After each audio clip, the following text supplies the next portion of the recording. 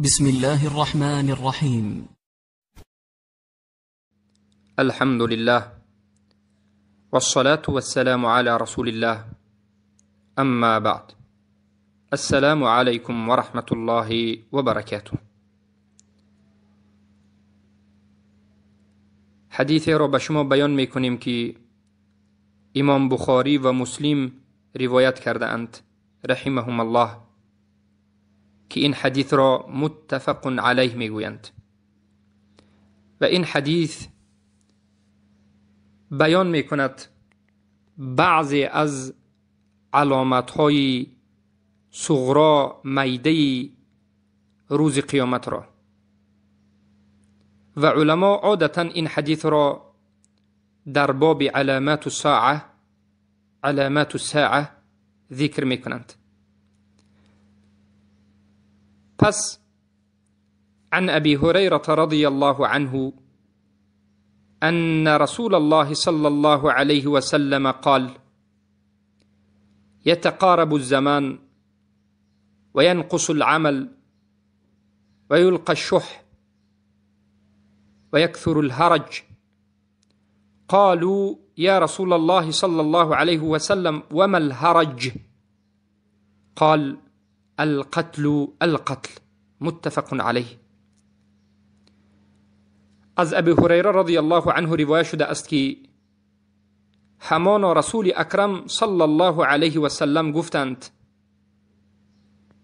یکی از علامت‌های روز قیامت این است که یتقارب الزمان، وقت زود می‌گذرد. علما در بیان معنای این حدیث گفتند یتقارب الزمان، یتقارب یعنی وقت به همدیگر نزدیک می شود و به معنای دیگر یتسارع الزمان، زمان وقت به نهایت زود می گذرد به سبب غفلتی که انسان ها دارند. انسان ها در غفلت از دین الله، از یکتاپرستی زندگی می کنند و روزها هم با این عیش و عشرتی که دارند زود می گذرد. بالخصوص در این وقت و زمان ما. و بعض از علما گفتند تقارب الزمان یعنی زمان به همدیگر نزدیک شدنش، زود گذشتنش به این معنا هست که یک سال به مانند یک ماه می شود، یک ماه به مانند یک هفته می شود و یک هفته به مانند یک روز می شود و یک روز به مانند یک ساعت می شود.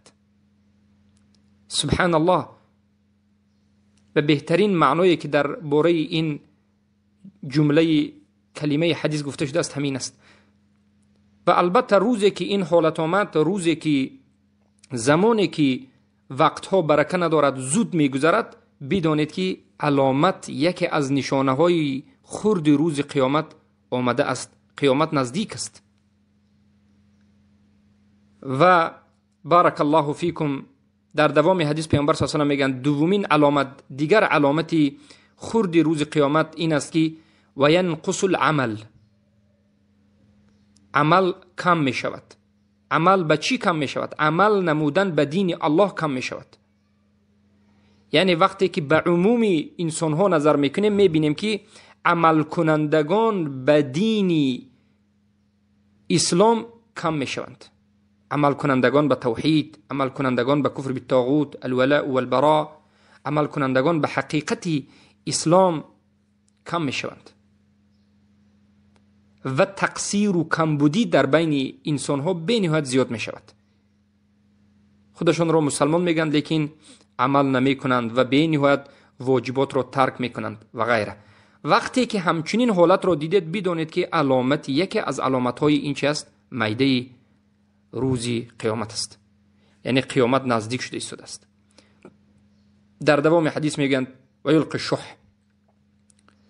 شح یعنی یک بخیلگی سخت. علما میگن شدت البخل، بخیلگی عادی نه بلکه شح گفته در زبان عربی یعنی یک بخیلگی که به نهایت درجه سخت دارد، درجه بلند و بالای بخیلگی را، بخیلگی سخت را شح میگند.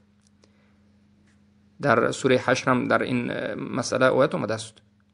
آیت النحل سوره 8 و من یوق شح نفسه فاولئک هم المفلحون و غیره. بله این شح یکی از سبحان الله چیزهایی است که در طبیعت هر یک انسان وجود دارد، لیکن انسان با حرکت، با مجاهده، با توحید این شح را نابود میکند، پیشش را میگیرد، بخیلگی را میدارد و خودش را از بخیلگی نگه میدارد، به کسی دیگری بخیلگی نمیکند. با کمک الله سبحانه و تعالی از شح خودش را نجات میدهد و کسی دیگری را نمیرنجاند، به حرام مرتکب نمیشود. اما یکی از علامت‌های روز قیامت این است، پیش از آمدن روز قیامت همچنین میشود که در بین مردم بخیلگی سخت بینهایت پهن میشود. چنان پهن میشود که سبحان الله حتی مادر به دخترش، پدر و به فرزندش، برادر به برادرش سبحان الله بخیلگی میکنند در مال دنیا. در بین مردم بالعموم، در بین مردم بخیلگی پهن می شود و امروز هم ببینید چقدر بخیلگی زیاد است. این هم یکی از علامت های میده روز قیامت است. در دوام حدیث میگن و اکثر الحرج، و حرج زیاد می شود.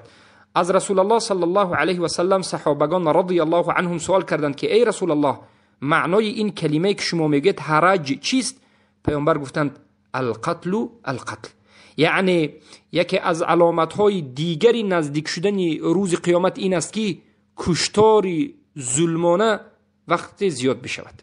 وقتی که در بین مردم کشاکشی زیاد می شود، وقتی که ناحق کسی کشته می شود، وقتی که مسلمان ها ناحق کشته می شوند، وقتی که در روی عالم به نهایت مظلومانه کشته شدگان زیاد می شوند، خونریزی های ناحق زیاد می شود، قتلی ناحق زیاد می شود، بدانید که قیامت نزدیک است.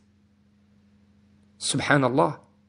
پس این حدیث متفق علیه است که پیامبر صلی الله علیه و سلم گفتند. بارک الله فیکم. امروز هم میبینیم که یتقارب الزمان، زمان ها زود میگذرد. امروز میبینیم که ینقص العمل، عمل کردن به شریعت بینهایت سبحان الله کم دیده می شود. و امروز میبینیم که یلقى الشح، بخیلگی وجود دارد. و امروز میبینیم که حرج زیاد است و اکثر الحرج قتل، یعنی القتل و القتل. از همین جهت ما باید وقتی که این حدیث رو شنیدیم و فهمیدیم باید مواظب خود باشیم. علامت رو فایدهش رو دانستن، علامت روز قیامت رو فایدهش رو دانستن این است که مواظب خود باشیم، فریفته این دنیا نشویم و این کارهای بد مشغول نشویم، توحید رو آموزیم و خود را از جمله مؤمنین و موحدین قرار بدیم. بارک الله فیکم و حیاکم الله بیاکم.